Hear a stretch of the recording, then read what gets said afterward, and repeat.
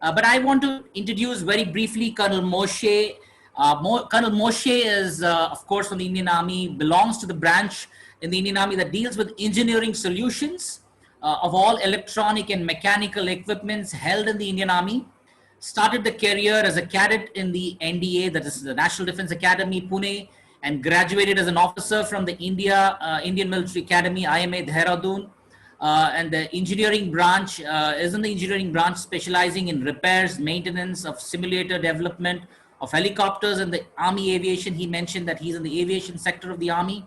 He's completed 26 years in the Army, having tenated varied appointments. He's born obviously to Christian parents and has given his life to the Lord Jesus in 86. He's been learning and studying with reverence the character of God and has displayed through his son, the Lord Jesus. His Christian walk in the Army has been filled with varied experiences that have led him to ever depend and trust God more and more. He's had opportunities to start fellowships, reopen shutdown churches, is what he says, preach in garrison churches, pray with colleagues, and more importantly, share the gospel. And his wife, his Gigi, and sons Shemer and Mika complete his family. We've seen some of the photographs while we were hearing their stories. We also have Lieutenant Colonel Paul Smiles, who will also be sharing about the opportunities in the Army. Lieutenant Colonel Paul Smiles was commissioned in the 9th Battalion of the Assam Regiment in 1996. Officer has completed 24 years of distinguished service for the nation. His first assignment was, as he mentioned, the militancy-infested insurgency areas of J&K, Jammu and Kashmir. Officer successfully carried out several anti-terrorist, counter-terrorist operations. The officer served in the J&K for 3 tenures, 12 years in different sectors of Jammu and Kashmir. Served in the northeast in operational areas of Upper Assam, Arunachal Pradesh, and Manipur. In 2007, was selected into the elite Black Cat Commandos with the NSG, the National Security Guards.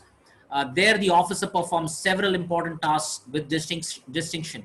Officer was selected to represent Indian Army through Indian Navy in the overseas deployment to the Northwest Pacific, with the Eastern Fleet performing exercises with other navies of the world with effect from March to June 2007. Visited Japan, Russia, and many countries, including the islands of Andaman and Nicobar, our very own islands. While in college, had the proud privilege of representing Osmania in the Inter-University Cross-County Championship and in Himachal Pradesh in 1992 as well. Won a silver. He's a sportsman, as he said. He's a smile and walk or run a mile, smile and run a mile, as he says. Sports and quiz as a student.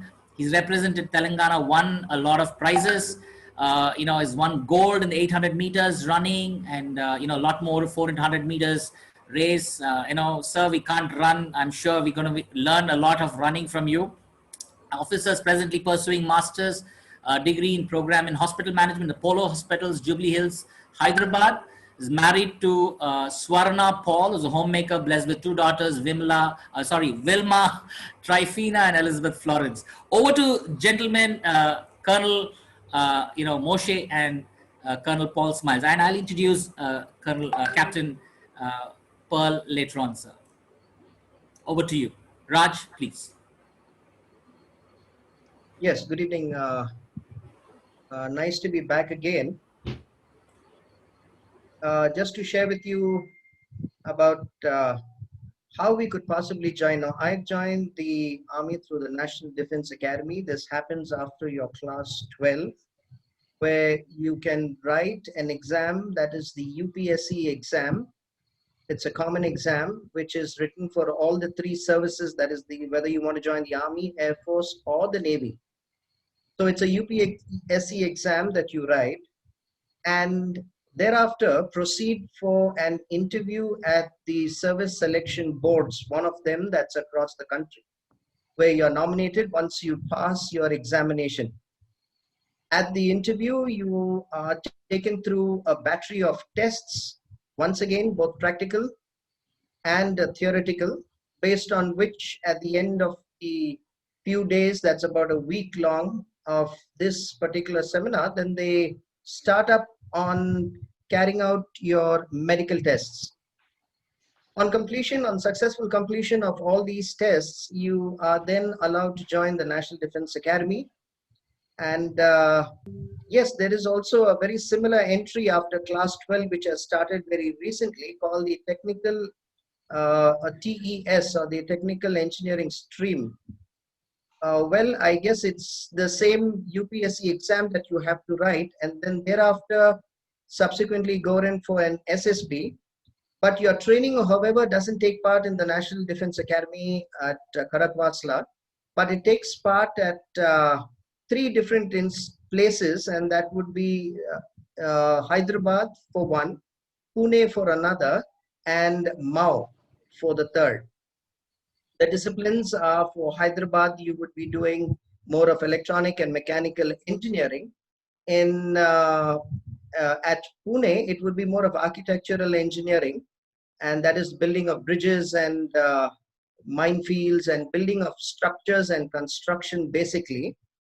And subsequently after that, you would be doing, that's in Mao, where you do your telecommunication and electronic engineering. So that's where that happens.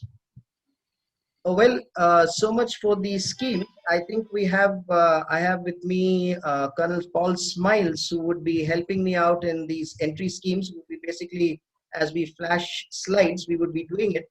But just to let you know a couple of things that we need to learn from the Army. Yes, these facts and figures would come out in the next couple of minutes. And Paul Smiles would just run through these slides for you and give you a detailed picture on them. But just before he starts, I just take 2 minutes to let you know, on certain important things that, what do we really learn from the Army? And I learned something from my seniors, and this is a very good thing that I just want to share with you. It will take 2 minutes. When he joined the IMA, that is the Indian Military Academy, Dehradun, we have 3 terms, the first, second, and third, the third being the senior most. Now, the third termers were considered kings, the second termers were the princes, and the first termers were like, not worth being considered also. So, well, having said that, on the very first day, on the first class, the officer taking the class asks them, is everything all right? And this officer says, he puts his hand up and says, well, sir, there seems to be a problem. Now, there are many other people who joined along with him from the other, schools, that is the Sainik schools and all, who were basically trying to pull him down. And he says, no, sir, I have a problem. I haven't been getting my cup of tea and 2 biscuits that are given to me early in the morning.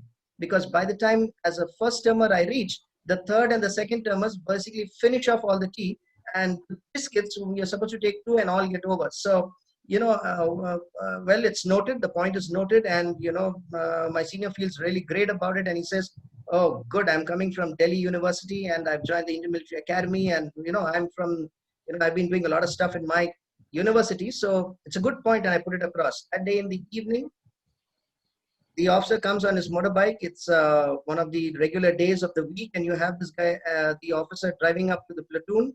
He calls out all the third termers, and by then everybody is, there's a lot of commotion going around, and this my senior comes out. He's in the first term, and he looks, and then he says, oh, good, I've done a great job. I've complained, and now they're getting sorted out. And the officer literally, sorts them out. They're rolling and they're made to crawl, and literally, some of them have got their elbows bleeding and all. And he lines them up after some time, and then he says, you guys are training these youngsters who just come, and they are whining about tea and biscuits. Is that the kind of training? And by now, suddenly, my eyes are opened, and there's something wrong that's gone on. And like in the academy, the third termers never speak to the first termers directly. So obviously, by the time they finished, the officer left. Third termers called the second termers, and well, they went through somewhere close to hell, and they were literally, made to crawl and roll and spin around. And they said, this is what you're teaching them. And then after that, the first termers are called. It's about 3 in the morning, and then they all meet to line up, and they all said, okay, just go bring your buckets of water. So they go and bring their buckets of water. And then that senior comes out with a small little flask of tea. He's got a little bit of tea remaining, and he puts a little bit of tea in all the buckets of water, and he says, okay, come on, you guys didn't get tea, right? So let's drink this tea. Now, just to let you know, Uh, the next day in the morning, it's about 5 o'clock in the morning. You're running for PT. These guys just about had enough of sleep, and classes begin. And the same instructor comes in and he asks, "Okay, guys, do you have any problems today?" And this guy is like, "No, no, no, no, no, no, absolutely no, no problems at all." I learned one good lesson out of this. Don't sweat the small stuff. Life is much bigger. There are challenges that are much bigger than just tea and biscuits. So that's one thing I learned, and the army teaches you this. There are bigger challenges to be more serious about. Sometimes we can get bogged down and all our energy spent in tackling frivolous, small stuff that really don't need that much attention. And so this was one great lesson we learned. Going in from there, we moved up, we went inside, and then I learned one important lesson. It's all for one. There's team spirit. There is no individual he-man that's required here. It's team spirit. Everybody goes or everybody doesn't go. And you move in for war, Paul Smiles will tell you, everyone is taken along. You don't leave people at the back. You don't show your big character that I'm a great guy or I'm too good. But you got to carry the guy who's even the last coming behind. So there's something that I learned. If one makes a mistake, everybody pays for it. It's team spirit. Many times, and after that, we left the academy, joined the unit. And once you join the unit, you just kept walking and moving along. And before we went to our respective units, interestingly, the commandant of the Indian Military Academy then had a letter that came from one of the unit commanding officers asking for a officer who was very good in sports. Now that unit was being newly raised. So the best way to bond people in a new raising is sports, that gets people together. So he said, I don't mind, even if the officer is low in the ranking of merit, send me a very good, physically well good sports, cadet or officer passing out. Well, the commandant happened to agree to just, or probably forgot the second and sent and agreed to just one of the conditions and sent the same senior who was 313th in the merit out of 400. That was pretty low, and it takes great effort to become 313, by the way, and forgot about the sportsman part. And so he comes into the unit, and the first thing that they all ask him is, Saab, which game do you play? What are the great games you play, and what is it that you do? And he was like, games, I just play. I mean, I'm just normal with games. And the word immediately goes around. Not only is he good, he's modest. He's great. And so the first thing that comes up among the competitions at the brigade level is the cross country competition, and here that's his biggest Waterloo, and he can't run for his life.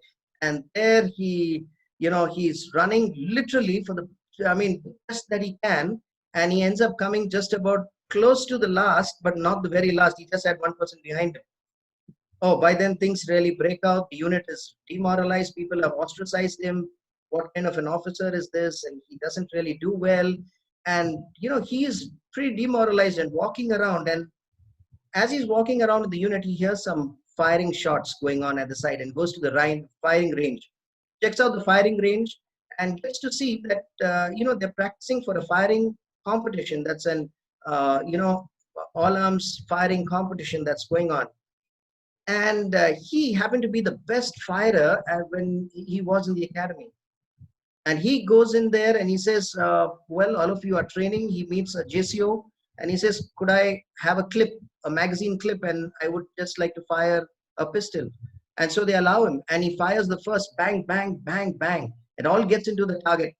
And suddenly there's pin drop silence and people are shocked. And they say, okay, give him another magazine. And he goes again, bang, bang, bang, bang, and all through. They say, okay, give him another magazine. And he does this about 4 to 5 times, and they get a shock, and they find him, he's just impeccable. And they give the commanding officer a call, and they say, sir, we've got, he seems to be too good. He's just aced out all the magazines so far. The commanding officer by now says, I can't and don't believe it till I reach and see for myself. So he reaches there and he gives him a clip of magazine and he says, let me see how good you are. Well, he aces it again. And he says, well, how about once more? And he aces it again. And something that it goes on, the commanding officer said, you don't need to run. You are a firer and you need to shoot, and the enemy needs to be shot. And that's what we need. So another important lesson that I picked up from here, your occupation chooses you. Failures can be your strength. remember that it's not just going into everything madly and trying to figure out where things happen. Believe me, your occupation chooses you. And this is one thing I learned from this episode. And coming in for that, and then the last that when he left the unit, every time he left the unit, he used to be sitting, we used to be sitting on the jonga. In those days, we used to have those kind of jeeps and moving around during counterinsurgency with a small little rifle on his lap, and he had to carry it with him. And then he didn't know, nothing happened for the first week, first month, and a couple of months. And then he just looks back and turns around and he gives his rifle back to the person at the back and says, "Hey, you hold on to the rifle."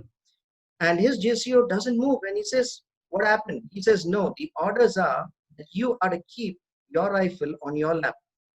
And he says, "Nothing's been happening. Nothing's been happening at all. So, if I need it, I'll just ask for it."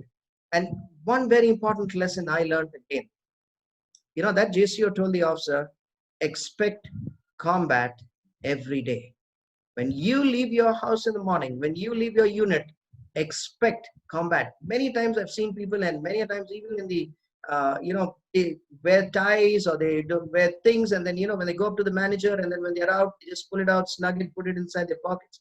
You never know when opportunity comes bang in front of you. And you just imagine at the airport or somewhere or at some place, your manager sees you and says, "See this guy, I think he's just doing good or trying to be, good just in front of me." And that's something I learned. Expect to be ready always. Expect to be combat ready every day. A very, very important lesson that I have learned. And this is something that has taken me a lot, and something important that you can learn from the Army. So before I just run through these slides that Paul is going to run through, I just wanted you to know that these are some of the very, very important lessons that we picked up as we went through our academies and through the military training and our respective units. Well, I'll just hand you over to Smiles. We'll put on the slides and get onto the slideshow. Paul, I'm sure you'll take on from here, please. You'll have to unmute yourself, Paul. Yes. Okay. We have heard from Colonel Moshe what you can take. The takeaway is actually from the Indian Armed Forces. In the realm of observation, chance favors a prepared mind. Participants, are you prepared today? The question is asked by all of us. Nothing ventured, nothing gained. Because in one of the Air Force stations in Halwada, it says, no guts, no glory. So if you want to join the armed forces, better be prepared for a life no less ordinary. Here I'm going to cover basically the entries which are short service commission entries into the Indian Army. That is into OTA Chennai. We've got an academy. There are actually 3 academies. That is National Defense Academy, Indian Military Academy, and Officers Training Academy. Let me tell you a little brief about Officers Training Academy. Officers Training Academy trains officers both male and female in short service commission. Like I'm also a short service commissioned officer who was commissioned into the Indian Army, into the 9th Battalion, the Assam Regiment, after having completed my training at OTA Chennai. What are the eligibility criteria? You need to be a graduate. Your age should be less than 25 years. Graduation can be anything for a non-technical, wherein the pass marks is more than 50%, which will be making you eligible to apply. What you need to study? Here, only 2 subjects, that is your current affairs and your general knowledge for going into short service commission non-technical, wherein you will have twice in a year. The training of the same will be held once, that is in the month of May, the second one in the month of September. A word of caution to all the participants, don't keep waiting after you finish your graduation. While you are in your final year, that is final year graduation, kindly file your application in the month of November, December, and then you can go for your written examination. After you clear your written examination, you'll call for your SSB interviews, which will be held in the month of January/February. And by the time the results come out of yours, you will be able to save your year. If you are, you can say, appearing for the May batch. And if you don't want to lose any of your year, what you need to do is the second part of the third year of your degree, you need to apply, write your exam, clear it, finish your SSB interview, and within the span of just 3 months, your certificates are there in your hand of your degree. Go into the academy and don't waste time. That is SSC, that is Short Service Commission, non-technical. Coming to technical, here you need to have your maths and science to go into a streams like engineers, the core of engineers, signals, and the EME, electrical and mechanical engineering streams. Here, mathematics and science is compulsory. And here the service criteria is that you'll serve for 5 years, as Captain Pearl had mentioned, and then you'll be given an extension. And thereafter, if you're absorbed into permanent commission, then you can go in for your permanent commission, as I am presently doing.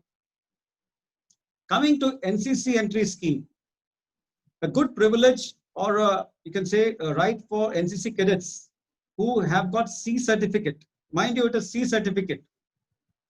So here the NCC C certificate holders, if they are in Army, Air Force and Navy, I'll only cover Army, they have the option of directly going to the SSB interview based on their C certificate. So kindly prepare yourself. If you prepare, you will prevail. If you don't, you will perish. So that is the motto you should take home with. So be prepared so that you will clear your first written examination. Thereafter, know the nuances of the Services Selection Board interview, which we shall cover if you so desire later. But due to paucity of time, we shall just cover the entries part. The third part, which is the NCC entry, which is catching up very fast. And I want all the NCC cadets, both boys and girls. Girls will be covered by Captain Pearl, but for the boys, you got to be prepared. And the moment your SSB interview date is called, prepare yourself, know the pattern, how the SSB interview format is, and then go well prepared so that you can clear the interview, go for your medical, clear the medical successfully, and go into OTHNI for your training. And as you all know, which Captain Pearl had just brought out, for even the lady cadets, they have given this thing letters, they can go in for permanent commission. So most of the short service commissioned officers can be offered this privilege, or you can say they can go in for permanent commission, and most of them get it. So these are the three. Apart from this, let me put a food for thought for you. Those people who are wanting to don the uniform for a time, very small time period. This is called a territorial army. Territorial army is a different setup altogether, but it is very well part of the Indian Army. And it has got its units all over India. And the criteria is a very simple entrance examination. The interview is not that stringent as we have for the regular officers. And they can serve continuously. That is under a rule called Rule 33. Or serve for 2 months and have the broad privilege of wearing the uniform. And one more thing I need to tell is that even they're exploring the possibility of getting women officers or lady officers into the Territorial Army stream. That is in the offing, and most probably it will come through very soon. So this is a very good opportunity, because the age criteria, which gives to any person who says that I have lost my age, they can go up till 40 years. That is, up to 40 years, you got the opportunity. If you are fit enough to clear your medicals and clear the entrance examination, and also the interview, which is not that stringent compared to any Army, Air Force regular entries, you can have the pride privilege of wearing the uniform and serve the country in whatever capacity the Territorial Army offers you. So here, there are so many careers which are beckoning you. Young boys and girls, the opportunity is for you to just grab it and move on. Because as I mentioned, this is not a career, it is a way of life. It makes